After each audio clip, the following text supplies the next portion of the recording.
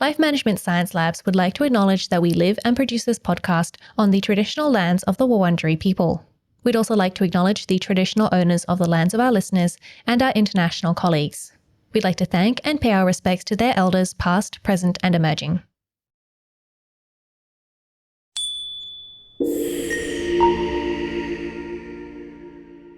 Hi everyone, and welcome to Room by Room, the Home Organization Science Insights podcast, produced by LMSL, the Life Management Science Labs. We're champions of life management science, providing structured insights informed by science and inspired by practice on key aspects of conscious living. Each week we bring you scientific and practical insights on each element, with the expert knowledge of professionals in the field. I'm your host, Gabriella Joustra, coming to you from Naarm, Melbourne, Australia. Let's begin. Hi everyone, and welcome back to the show. Today we're going to be talking about organising and adapting spaces for elderly independence with Brenda Scott, who is a professional home organiser who specialises in helping seniors and their families downsize and create a safe home. Hi, welcome to the show. Hi, thank you for having me. Thank you for joining me. Before we get going on this very interesting topic, I was wondering if you could introduce yourself in a bit more detail so we can learn a bit more about you. Well, I have been doing organizing pretty much all of my life, but I didn't know it was really a job that you could get paid to do. It was just something that I loved to do.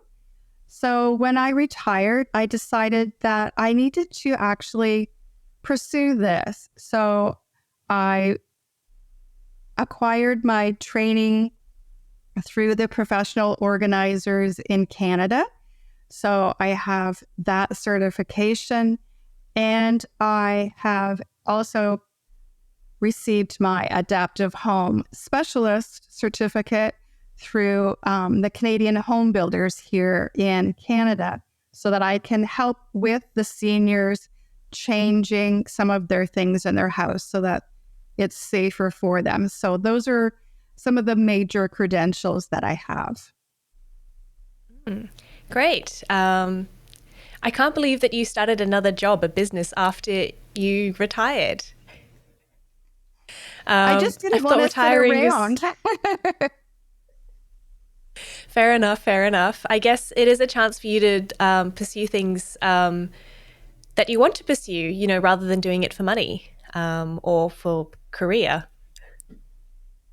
Yeah, people were always saying, you're really good at this. Why don't you do it full time? And I thought they meant just as a hobby, but actually it's a lot of fun, and I get a lot of fulfillment out of it.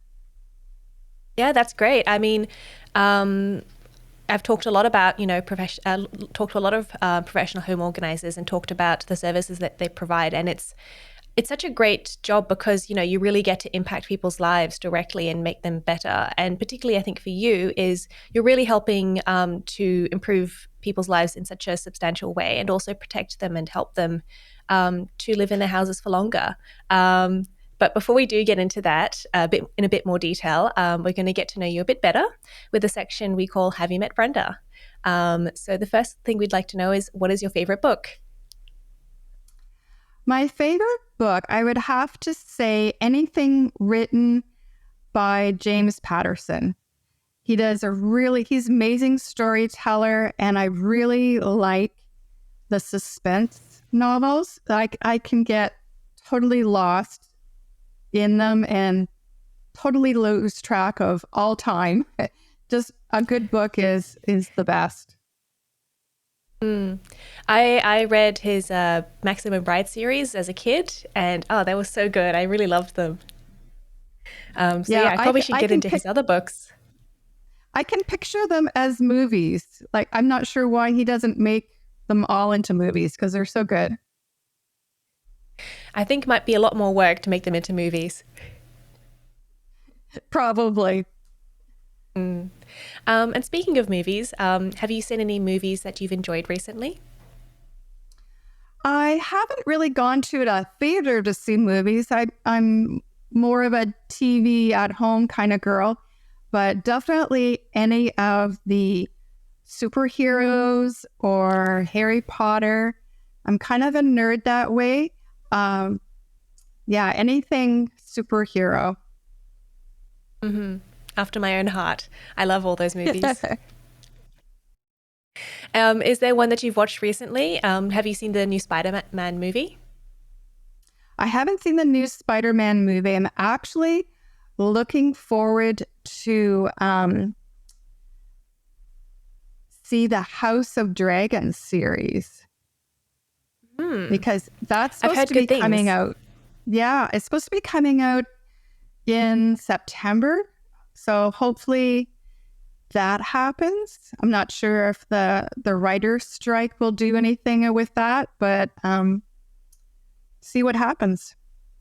Hopefully, yeah, you do get to see it sooner rather than later, or at all, hopefully. Yeah, or at all, yes.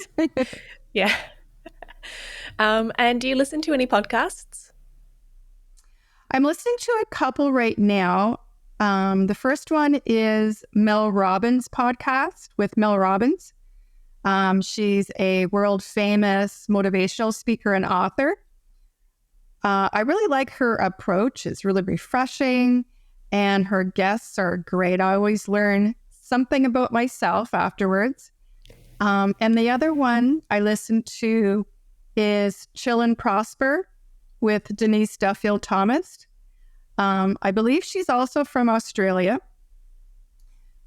She has great tips and advice for small business owners. So that is something that I enjoy listening to. Definitely. That's good. It's always good to learn podcasts, I think, for specific things. For small business owners, I think everyone wants to start a business in some way. So thank you for sharing that. Sometimes people have hobbies that they turn into little side businesses. So it's nice to know how to go about doing that. Yeah. And do you have a role model? I don't, not at this time. I watch a lot of people, I follow them, but I don't really have a role model. Yeah, fair enough. I think that, we can learn so many things from so many different people. Why would you just have one role model when you could, learn from so many people? Definitely. And have you completed any courses that have inspired you? I've taken a few courses to add to my little toolbox of organizing skills, but one that I completed recently was the Sacred Money Archetypes that was put on by Denise Duffield Thomas. It was really interesting because it helped you understand where your clients are coming from, how they're thinking, just to understand them a little bit more. And also, it gave you advice on why some approaches might work better for other people. So it was a good course to really make you think about who your ideal client is. Interesting. Thank you. You're So, welcome. thank you. So how do you define home organization? Good question. I would say home organization is being organized enough so that your home functions smoothly. It's putting those systems in place that work for your unique needs and wants, and then switching it up if it doesn't work to find a right solution for you, because everybody is unique and one size doesn't fit all. So being organized enough for you is what I would think it would be. And a bit of trial and error as well, to make everything, to try everything and, see what works for you. Oh, definitely trial and error. It's not something that's you do it once and it's going to work. You may be lucky, but a lot of times it's trial and error. Mm. And are there any misconceptions about home organization? There's a couple of big ones. One I've come across is people think that if they buy some containers, they'll be organized. And that's huge because not only are they expensive, but they might not fit the spot that you want. And a lot of times people don't realize that containers are just meant to contain stuff. That's all they do. Mm-hmm. They don't sort or edit for you. They just hold stuff. So you really have to sort and edit first before you even buy a containers, because then you know how much stuff is going to go in it. So how big it's going to be. Because you could have a whole shelf unit full of gorgeous totes, but they're full of random bits and bobs that you've just thrown in there. And that's not organization. That's just out of sight, out of mind. So that's the first misconception. The other one is, like I mentioned before, people think you do it once and it's done. And that's totally frustrating, because you think, oh, I've put this room together, it should stay that way. But that doesn't happen, because organizing is a really daily task that has to fluctuate with your life changes. People bring more stuff in, stuff goes out, or storage needs change. You might be changing jobs, so you no longer need all the stuff that went with it, like a uniform or suits. Maybe you don't need those anymore, so they can go. But maybe it's more like sports or hobbies. So things come in, things go out, and you have to find what works for you. And it's constant, because things are always changing. That might not be the spot that works anymore, so it goes over here. It's not one and done, definitely. Mm. And so you mentioned, that as jobs change, you might, maybe you retire and, you no longer have a job. And so your needs change for your environment. So I'm guessing that, as you age, what you need changes as well in your home. So what kinds of, what are some other changes that might happen that people need to make changes to their home for? And other changes would be definitely a change in their health, a change, their vision might start to be weakened, their balance, their mobility, their hearing.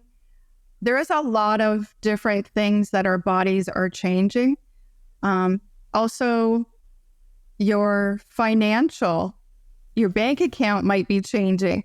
So you have to be a little more careful with how you spend your money. So those are some major changes that are happening as we age. Mm-hmm. So what we're going to be talking about today is how we adapt and organize spaces for elderly independence. So I think we need to go maybe into some definitions first. So how do you what is aging in place?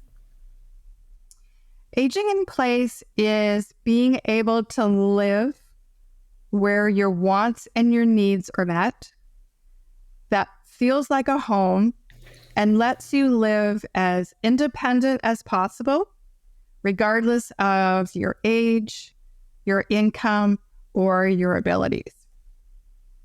Mm-hmm. And so you mentioned that some of the changes that people go through as they age include, loss of vision or not quite as good vision, and also, some physical changes. So what changes need to be made to the home to accommodate this? There's quite a long list. Some are small, some are quite extensive. I would start with the entrance to the home. Are there steps? Do they have handrails? So if they have steps and you're able to do them, make sure there's a handrail on both sides. Or can you make it a ramp that helps people get into the home?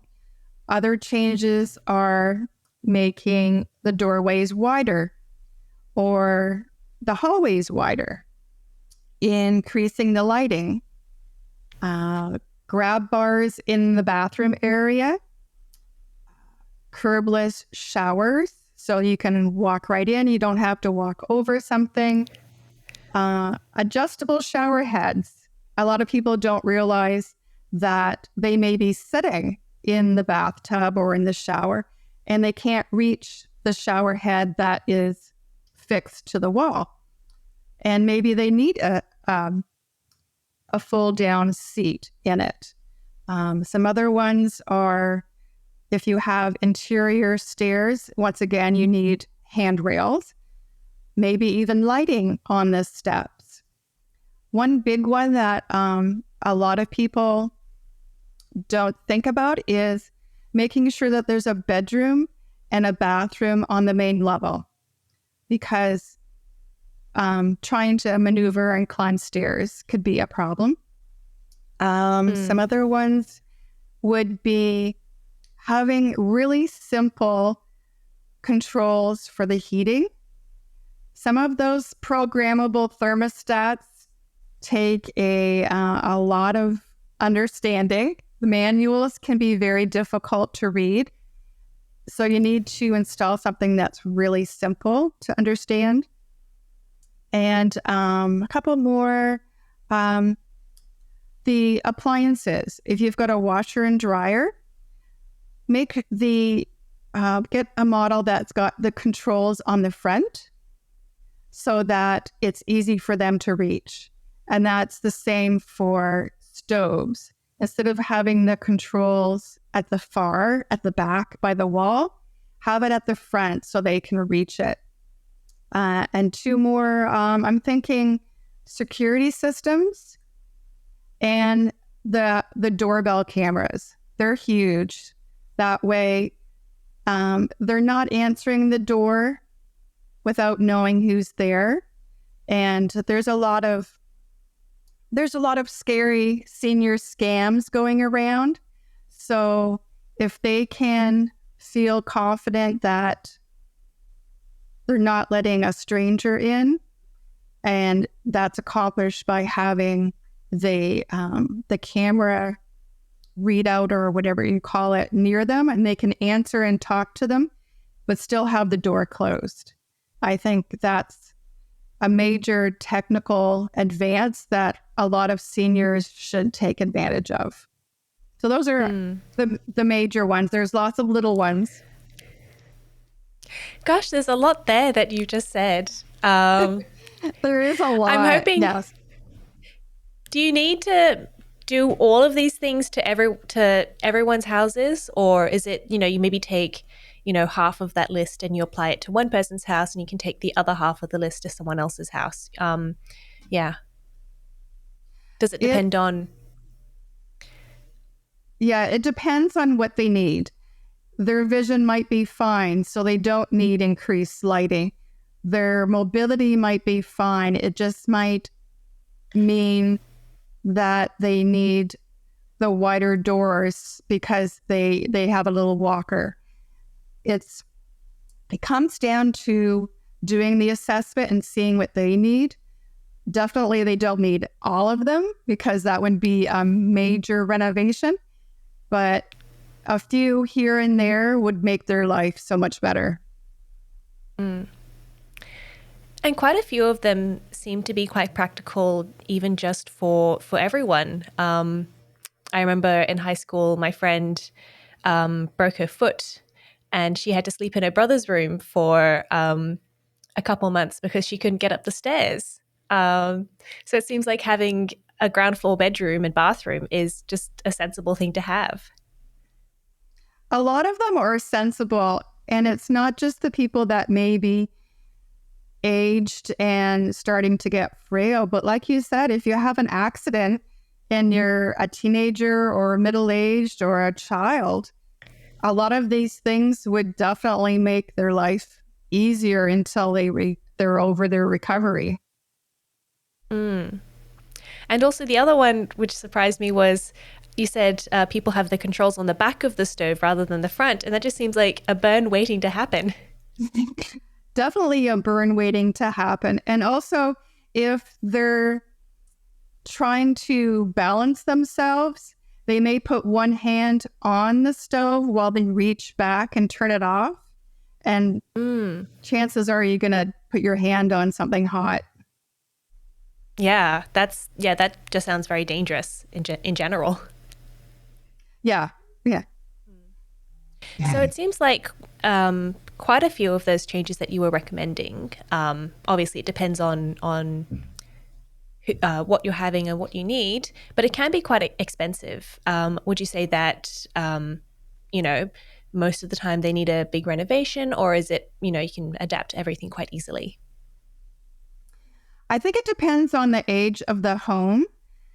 If there's room to expand a doorway, if there's structural things in the way that they can't, then yeah, it gets really expensive, especially if they're opening up a bathroom. Maybe they're taking a spare bedroom and making the bathroom large enough. It can get pricey, but if there's a way to do it safely without moving walls, that's definitely the way to go, because like you said, renovations can get very pricey, but if you can start with the things that you can afford and then go from there. And so we've talked a lot about how to adapt the home environment to make it easier for elderly people to move around.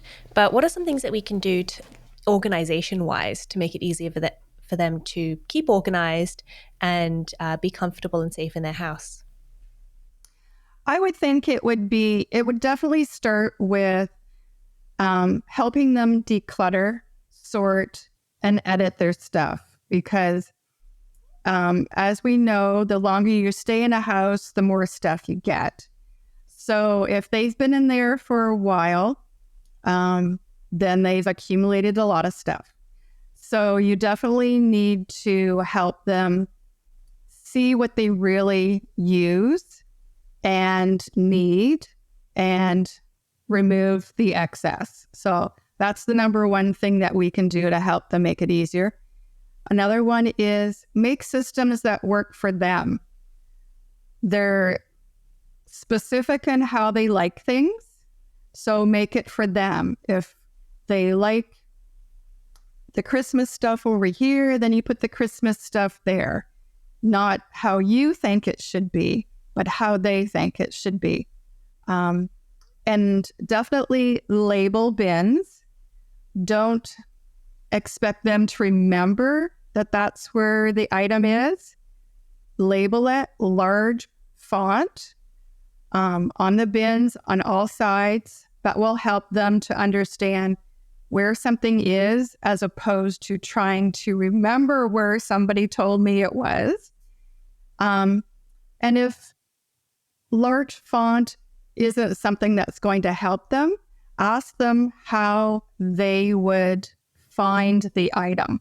If they're looking for paperwork or Christmas decorations or something like that, if maybe a symbol is something that would trigger their memory and make more sense to them, then put a symbol on it. Or if English isn't their primary language, then write it in the language that they speak. Make it so that they can find it again. Definitely keep what they need and use. Another one that I try and tell my seniors to do, or ask them to do, is to re-gift or hand down all the keepsakes before they pass, because they're not using them usually, and they're able to make space and they're able to see it live a new life with the new owners. It may be a clock to their granddaughter. And now they get to see the granddaughter's love of it. They wouldn't have been able to see that if they waited until after the funeral.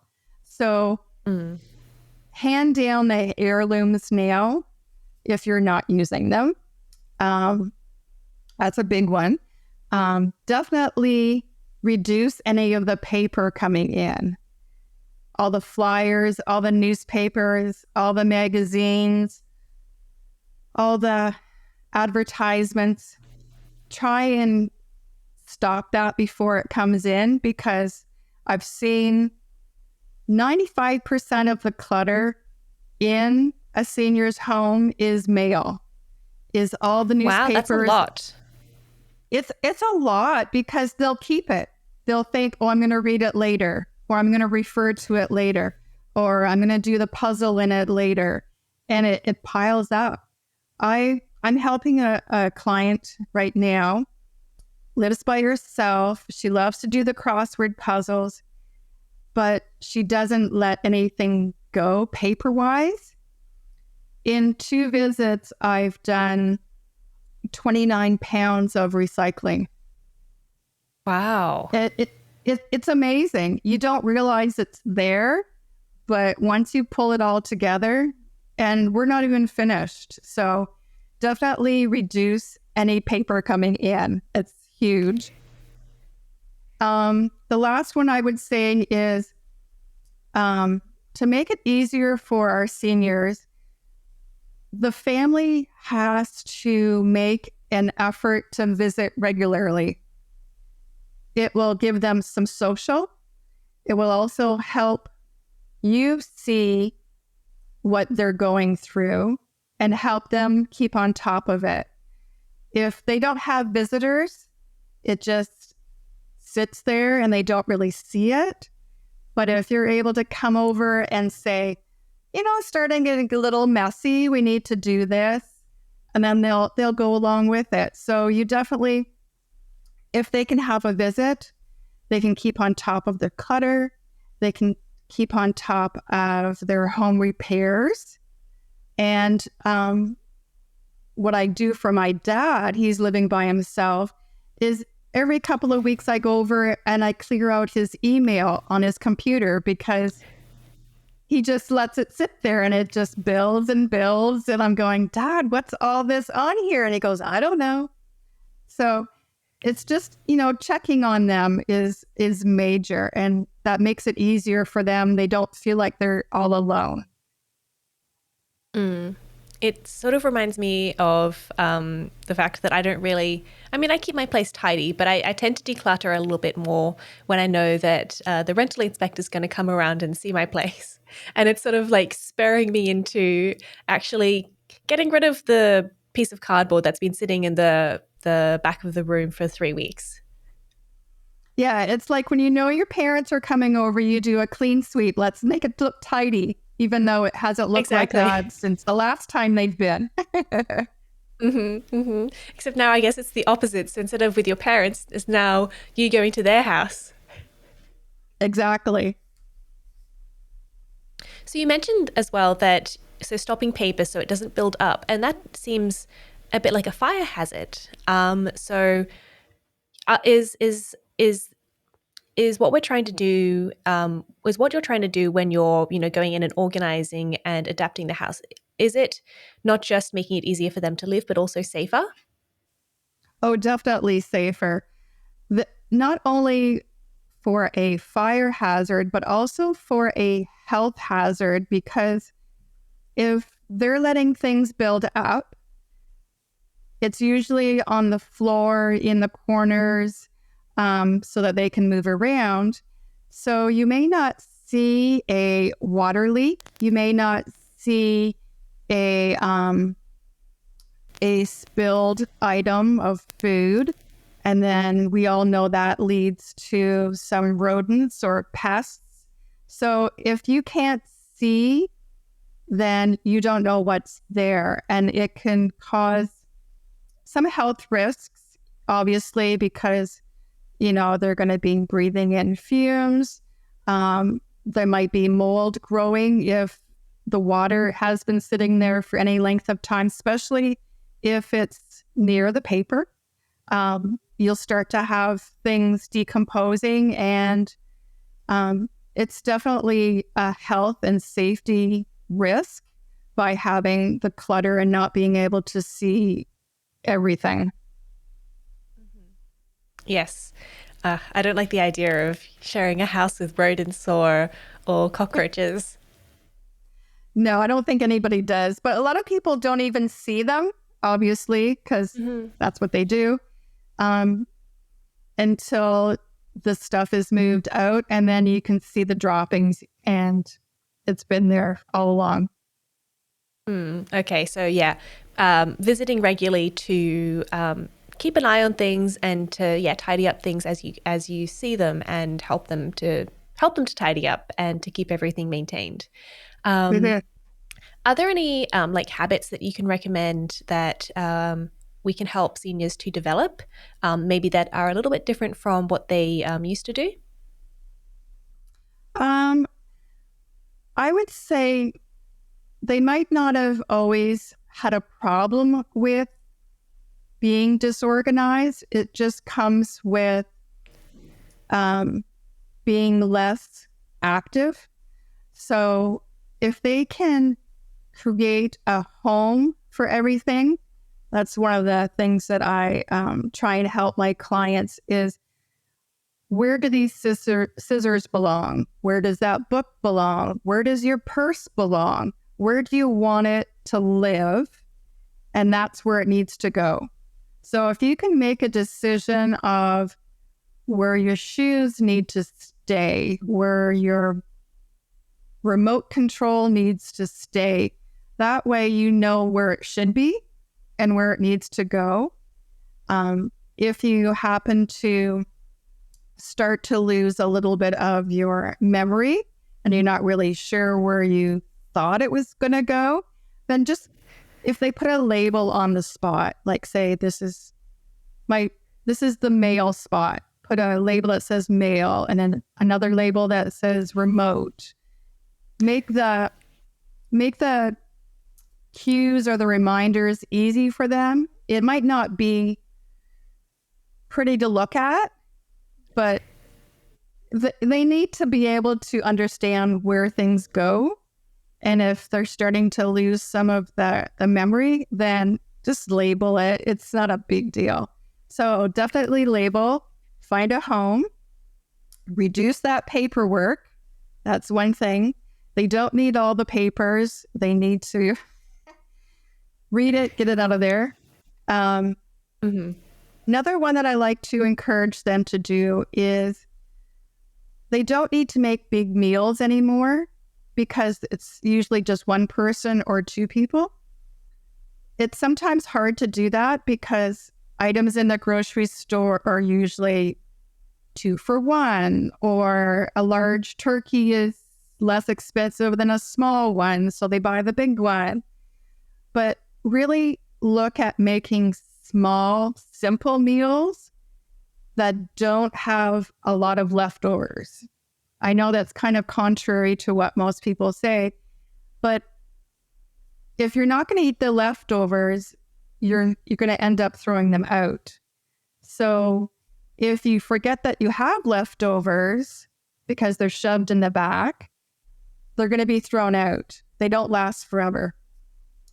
Or if people say, oh, I'm going to freeze part of this after I make one meal, if you can remember to eat that frozen meal, then it's good. But chances are you'll forget that it's in there. So the seniors, if they can make small, simple meals as opposed to what they used to make, they'll save a lot of money and save a lot of heartache, because somebody's going to have to go through that freezer full of frozen meals that are going to have to be thrown out. I would always recommend that they remove their garbage and their recycling as soon as possible. It's not, oh, I'm going to leave it there and I'll get it later. It's like, okay, you need to take it out now. And if they can, hire out the deep cleaning and any lawn maintenance or home handy stuff. They need to have a trusted handyman that they can call if a family member can't drop by. It's amazing when you think that something as simple as changing a light bulb to us is nothing. To a senior that can't do it, they'll be sitting in the dark, or they'll go into another room because they can't change it and nobody's coming over to change it. It's little things like that they need to have definitely a trusted person that they can call and take that off their plate and live a little bit less maintenance, just less worry for them. And also less worry for family as well. Definitely. If they know that they can't get to mom or dad, they might even be able to call the handyman and said, they need help with this, we'll pay you, go over and do that, So just having that in their back pocket is such a relief, definitely. So is there anything else that, we haven't talked about that you would like to touch on? When it comes to family and friends, some things that they can do to help their senior family member. We've talked about, the regular visits, the phone calls, inspecting the homes. Another thing we didn't talk about is the adult children need to take their crap with them. Instead of leaving it at their parents' house because they don't want to move it, their parents aren't a warehouse. Take your stuff with you. So that's one of the major things. They don't need to have your trophies from grade 4. They don't need to have your sporting equipment that you no longer want. Tell them that, or take it with you. Just take it away. I feel called out. Do you have stuff at your parents' home? Personally, I have one box. It is only sentimental things. And I will take it one day when I have storage. That's my justification. Well, one box is better than a whole closet full. I did have to, we've moved countries, so I've had to get rid of a lot of stuff rather than keep it. But that's great advice. Because I know that when my partner was moving out, he just left all his things. And when his parents were moving, they were like, do you want this? Do you want that? And he was like, I don't care. Just throw it out. But I don't think it's really fair on them to have to deal with all his books and all his clothes that he doesn't want to look at anymore. Yeah, it's hard because the parents are usually the ones that paid for it. So they're going, well, I can't throw it out. I spent so much money on it. We need to do something else. Oh, I'll just keep it. Maybe you'll change your mind, And usually you don't change your mind, but you feel obligated to keep it because it was expensive. So yeah, take it, kids or adult kids, take your parents' things or your things that your parents have, and find a good home for it where they can't see what you've done with it. Definitely. Is there anything else that friends and family can do to help seniors in their homes? No, I think that's just about it. Just make sure that you're checking up on them regularly. If you are concerned about their mental health, take them out for a social. Get them involved with some other senior groups. Show them that there is activities that they can do with other seniors as opposed to waiting for a visit from a friend. They can actually go out and get involved. So try and keep them social. Mm-hmm. That actually reminds me of a family friend we have who's quite elderly now, and my dad showed her how to use Uber. She was thrilled. She had no idea. She I could just use know, her they phone don't to call know. someone. Yeah. And so she was started using it a lot. So she was going to visit her friends in different places without having to drive because she couldn't drive anymore. Yeah, I was that lady that I'm helping. I said, there's a service that will bring your groceries to you. There is? And I said, yes, there is. You go on the computer. She's pretty good with the computer. And I said, you can pick your groceries. You can tell them when you want it, and they bring it to you. She goes, I didn't know that. And I said, oh my goodness, like there's that and so much more. Mm-hmm. I mean, we're now spoiled for choice in terms of things you can have delivered to your home. Yeah, sometimes you can get too much. Yes, that's definitely true. So what's a practice that you do in your own home to keep it organized? What I do is a quick tidy up before bedtime. I know a lot of people, they just want to relax, but that's kind of my relaxing. I tidy up before bed so that everything is in their home. The dishes are washed, and that includes putting them away. The counters are clean and cleared. So what I'm doing is I'm setting myself up for the morning so that everything is complete. I look at my calendar for the next day, see what I need to do. So if I need to make a lunch, I get that ready. Definitely always plug in all your devices, plug in your phones, and set the alarm so you can actually have some breathing space before you actually have to get out the door. So that's what I like to do. I get everything done and calm and clean so that when I wake up in the morning, there's nothing telling me I need to do this. There's nothing in the way. Yes, I did that for a short while. I actually found it really useful and really great. And then I just fell out of the habit. But it sounds like you do a little bit more than I was doing. I was doing about 5 minutes. How long would you recommend people, tidy up before bed? Depends on how much you've got to tidy up. I typically will tidy up right after I've done the dishes. So it's what I call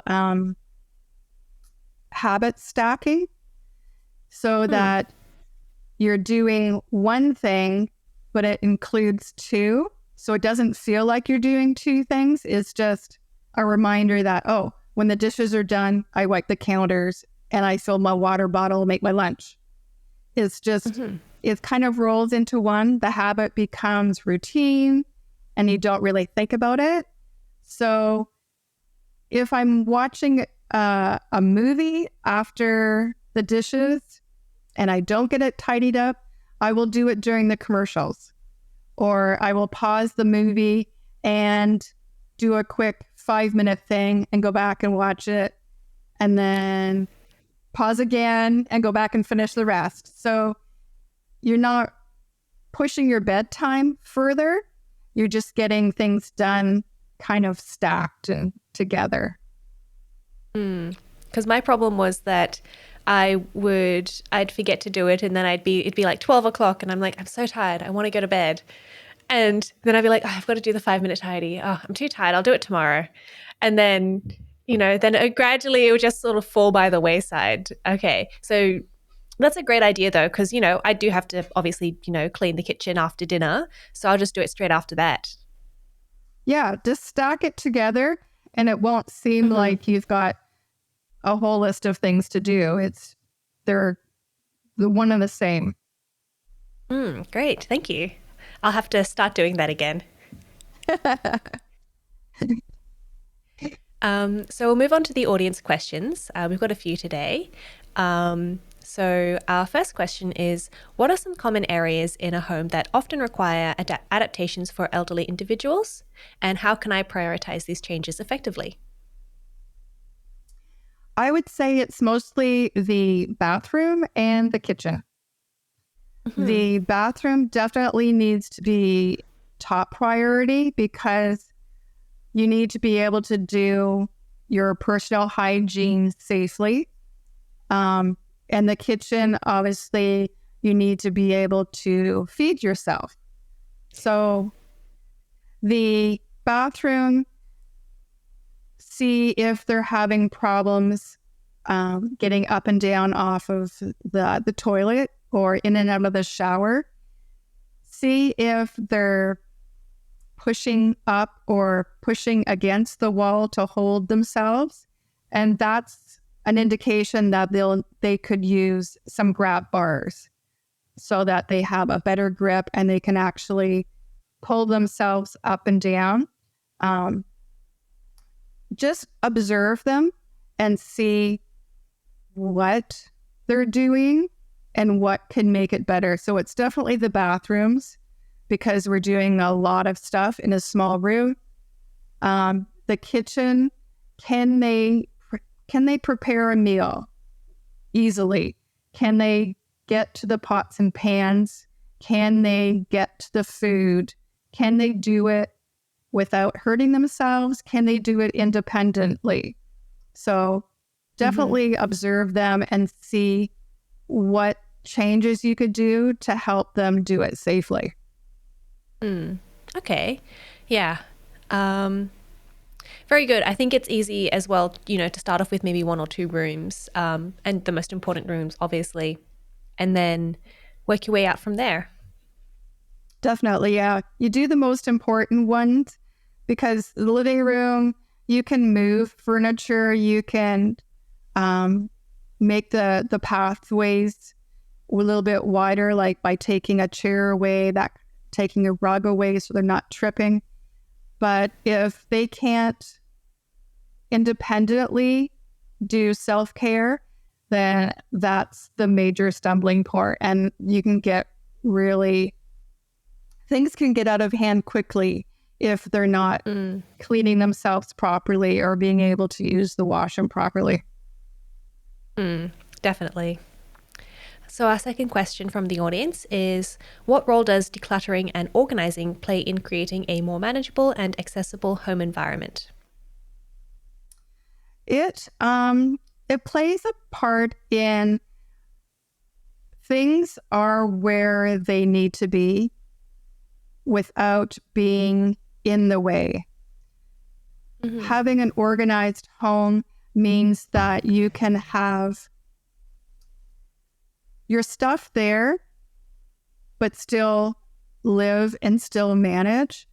It means having enough stuff that you can eat, you can wash your clothes, you can sleep, but not enough that you have to walk around bins.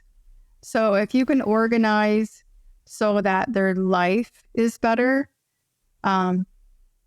it just makes it easier for them to stay in that place without having to have extra help.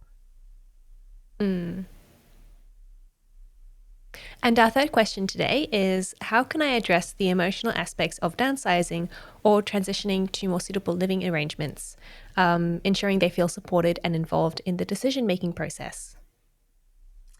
Well, that's a good question. A lot of seniors don't like change. So if you're asking someone to downsize or move into a senior facility, you have to treat them with respect, listen to what they're saying, but really give them the space to tell you what they're feeling. Explain to them, okay, we're downsizing because of this, because you need extra care, you can't manage this. It's really helpful if everybody's on the same page. If you've got the family, you've got the individual, you may have to pull in their business manager if they've got an accountant or a bank manager to show them the numbers, to really sit down and discuss what they want. Downsizing is a great option if the changing of the home isn't available. They may be renting a home, so they can't put grab bars up or change the width of the doorways, or they just don't have the money to do that. Retirement homes are expensive, but so is moving. So if everybody can talk through it, sometimes it means bringing in somebody that's not emotionally connected to it, like myself or a real estate agent or a caregiver or we have what we call occupational therapists or professional support workers. If everybody's brought in and say, okay, this is what they're going to need, and this is what your current home is able to do, if that's not something that's in line, that, okay, we're going to have to downsize, and listen to what they're saying by saying, well, I don't want to live too far away, or I don't want to change neighborhoods, or I want to have a garage. All these little things, keep that in mind and be respectful. It's their life. It's where they want to live. And try not to get insulted if they start to get angry, because it's emotional for them and it's personal. And if you have to bring in an outside help to bring the tension down, then do that. Okay, so make sure that they're involved in the decision-making process, but also involve, some third parties to sort of help to get them to understand and bring in some other opinions. Definitely, because a lot of seniors still take on the role as the parent, and they don't like being told by their children what to do. So if you can bring in another person, maybe they'll be saying the same thing, but it's just not their kids that are saying it.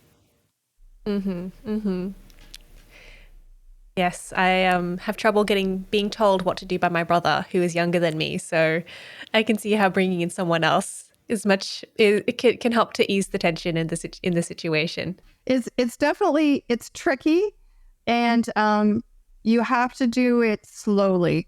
Like, you can't say, "Oh, we're moving in a month." You need to build into it, because a lot of times you'll be decluttering in order to downsize. So it takes time. You can't rush it unless there's a physical accident and they need to leave now. Like if they've gone to the hospital and they can't return to the house, they have to go into a facility. Or they need to have the house decluttered so that they can go back to the house. Unless there's an emergency, you need to give it time. Definitely. Okay, thank you. So we'll move on to the open mic section now. So that's where you get to talk about something that you're passionate about. It can be related to the topic, but it doesn't have to be. Did you have something in mind? I did. I wanted to address the whole idea of the home construction that we see right now. I would love to see a new standard of homes being built so that they already have these accessibility features in them, like the single level homes, the ground level front entrance and back entrance. So there is no stairs, there is no ramp. You just walk right in. The wider doorways, all of the things that I mentioned. They may not have to have the grab bars in, but the walls are made so that you can put them anywhere. There's support in the walls so that if you want to put a grab bar up, anywhere on that wall you can put one. So that maybe pocket doors instead of the swinging doors, levers on the doors instead of the turn knobs. So there's so many different things that the builders can do to make the homes last longer and be more accessible to everybody. It's kind of weird that they aren't doing that. You have to actually ask for it to be done. And it's time that they do that, because the old standards are not serving anybody anymore other than a small amount of people, because the aging population is getting larger. They're living longer, so they're going to use their homes longer. So we need to make the homes work for people in the long term. And I mean, the thing is that, I as an able-bodied person who is quite young, can still use all of these things. A single level home isn't going to inconvenience me. So why wouldn't we make it accessible for everyone, not just me, for example? Yeah, exactly. And the security systems, the doorbell, the remote curtains, just all of the tech stuff works for everybody. So it's easier to build it from the ground up than having to rejig some older stuff. Definitely. I would love to see some more accessible housing being put up. But I know in Australia, we're struggling to build safe housing just in general, or good housing. So hopefully we can get some changes in Australian housing, both in terms of insulation and also in terms of home safety and adaptability. You don't have insulation in your homes? A lot of them don't. It's just not required. So I've heard of Canadians coming from a very cold country, coming to Australia and being shocked at how cold our houses are, even though it doesn't get nearly as cold. Yeah, I think we often think that just because it's a warmer climate, that the walls don't need to be insulated. But I've traveled to Mexico and Jamaica, and it does get chilly at night. So it would be helpful if the houses were insulated. And I mean, insulation works both ways. It helps to keep it cooler as well. Oh, definitely. Yeah, the heat stays out. Yeah. Yes. Anyway, that's an Australian problem that we've discussed on this podcast before. So thank you for sharing that. I think that is very much something that we should be working towards in every country, not just, Australia and Canada. So thank you for bringing that up. And if our listeners want to find out more about you and your business, where can they find you? They can find me at my website, which is tidymyspace.ca.